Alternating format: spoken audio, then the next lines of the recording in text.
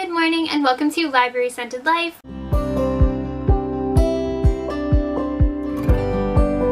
If you're new here, my name is Sydney. Thank you so much for coming to my channel. I don't normally grow flowers on my face, but today we are talking about the history of the fantasy genre, so I thought I would look the part. So let's get right into it. Fantasy is one of the highest grossing genres in books, movies, and TV shows. A lot of the stories we love are based in fantasy literature, such as Lord of the Rings, Harry Potter, Game of Thrones, a lot of fantasy. Even superhero movies could be considered sci-fi fantasy. Surprisingly, it was only fairly recently that fantasy became a genre not just meant for children's bedtime stories, and is actually very mainstream for adults to read and enjoy themselves. So before I talk about the history, I just want to say that fantasy creatures have existed in verbal storytelling and in myths and legends for long before they were part of literature, so I'm not going to be talking about those specifically. I'm going to be talking about fantasy literature. Another thing I want to explain is intentionally fictitious fantasy versus explanation fantasy. So this would be the difference between someone writing a fantasy novel about a fantastical world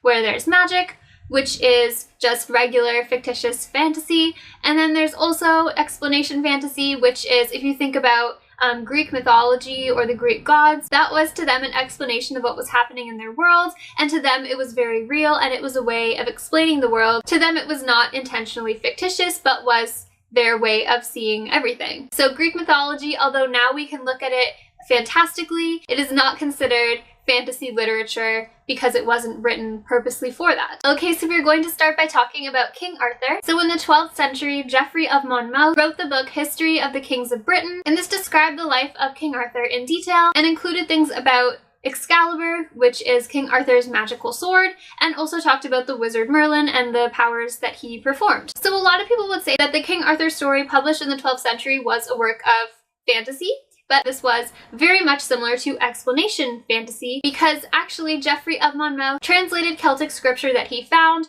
written by someone who was alive at the same time King Arthur was. So he was merely translating someone's reality and what they thought they saw into his own story. So while this did inspire a lot of people to write fantasy, the original King Arthur story wasn't written as fictitious. So in 1590, there was a poem published in 3 separate books by Edmund Spenser, and it was called The Queen of the Fairies. No, it was called The Fairy Queen. Now this poem is very special, and it was a milestone for fantasy genre because it was the first piece of literature to star elves and goblins as opposed to humans. They weren't explained very differently from human characters, but we knew that they were elves. And this actually portrayed the goblin versus elves war that has turned into the dwarves versus elves war. So that was the forefather of that plot point. And I'm just going to read a quote to you from The Fairy Queen. "Why then should witless man so much misween, that nothing is but that which he hath seen?" It's very Shakespearean sounding because it is 1590 that this was written, but I found it very interesting. This was taken as talking about faith in spirituality and religion, but also it could be perceived as talking about whether fairies and elves and all those things are real, and the things we cannot see, whether they actually exist. So that is a milestone in the fantasy genre. Now going into the 1600s I found were all about the sci-fi elements. So there were a lot of books talking about the future and what might happen if this technology existed, or how would we get this technology, and it was very much they were questioning what they were going to do in the future as a people. A lot of these sci-fi stories have things that people consider fantasy elements, so I will include it in this video, but it is more generally sci-fi, so I will be doing a separate video on sci-fi if you guys want to see it. So moving into the 1700s, specifically 1764, the Gothic genre was invented. So just like the 1600s started the combination of sci-fi and fantasy, the 1700s were about combining horror and fantasy. So this became the Gothic genre. The first book that started this genre was The Castle of Otranto by Horace Walpole. So this was obviously about a castle and it involved ghosts, and although now the horror genre has taken over ghosts, they were originally a fantastical element, so that was the Gothic genre that also inspired Frankenstein by Mary Shelley, which then went into horror/sci-fi. So that is very interesting as well.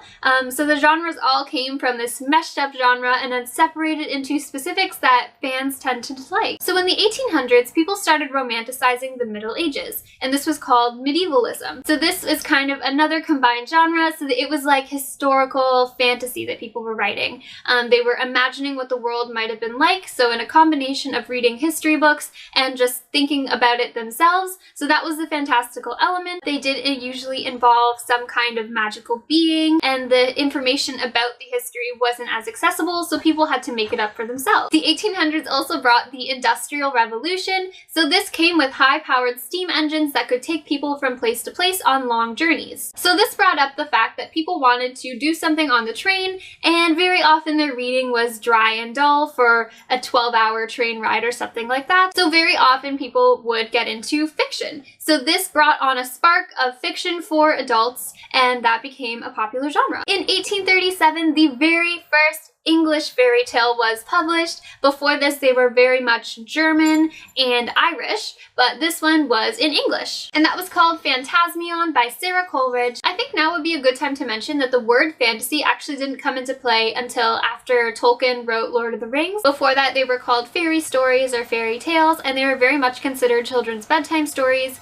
and weren't considered anything more until 1858, when the very first adult fantasy novel was published. So that was Phantasts by George MacDonald, and it was the first of its kind and was the beginning of fantasy becoming mainstream in adult culture. Building off the success of the high-powered steam engine in 1860, people came out with what were called dime novels. So a dime novel was a cheap little book that was usually fiction that you could buy at the train station or on the street at your destination. These were sold with the intention to read them on the train, and this really sparked the interest in fictitious and fantasy stories. In 1872, one of the most popular children's fantasy novels was published by George MacDonald, who is the same person who wrote the adult fantasy novel, and this was called The Princess and the Goblin, and that found popularity in all of the printing presses and publishing companies. Moving on to the 1880s, literature was freed from church control. So before this point, the church would look at the publishing companies and would structure everything so certain things wouldn't get out in books. But when literature was freed from the church, creativity wasn't as stifled, and then more fictitious accounts of the world were allowed release. And one of these fictitious accounts of the world was William Morris's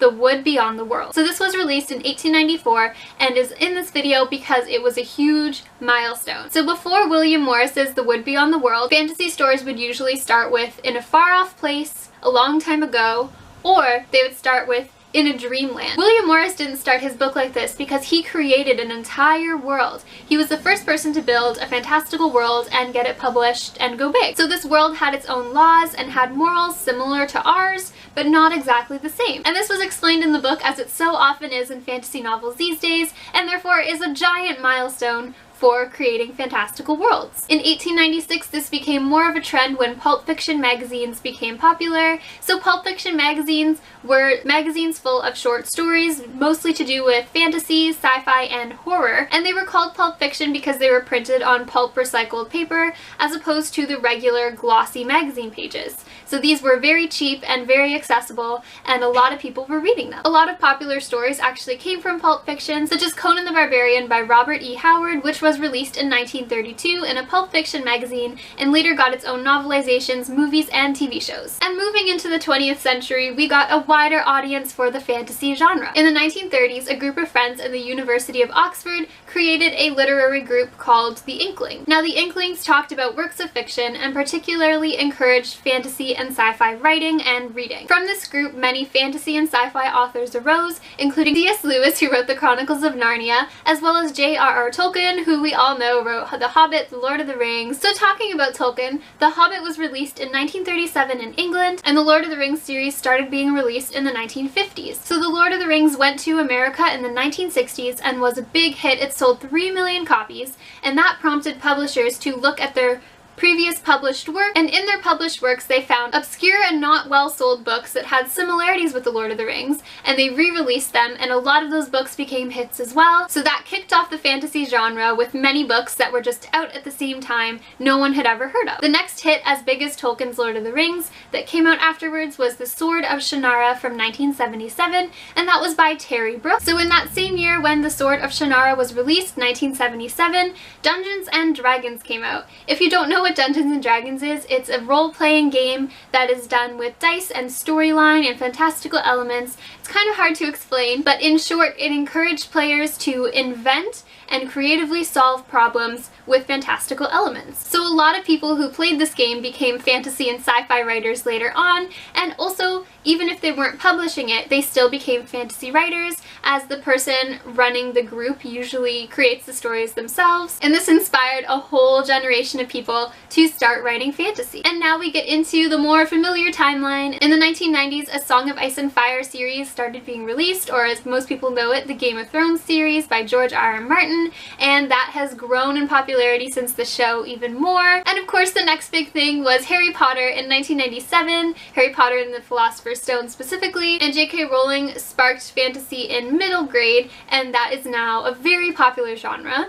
And now we are where we are today, and we have so many fantasy books and TV shows and movies that I am so happy we get to enjoy, and now we know where it all started. Let me know in the comments down below whether or not you enjoyed this type of video. If you want to see more, I would love to do a history of sci-fi and romance and YA even. I was actually looking specifically into doing history of mythical creatures, so maybe a history of fairies, a history of mermaids, elves, unicorns, dragons, I don't know, anything you guys want. I'm really interested to see where these things started in literature and just in verbal storytelling. So let me know what you think and what you want to see next from me. Like and subscribe if you liked it and if you want to. Thank you so much for watching, and I'm so excited to see you in my next video. Bye!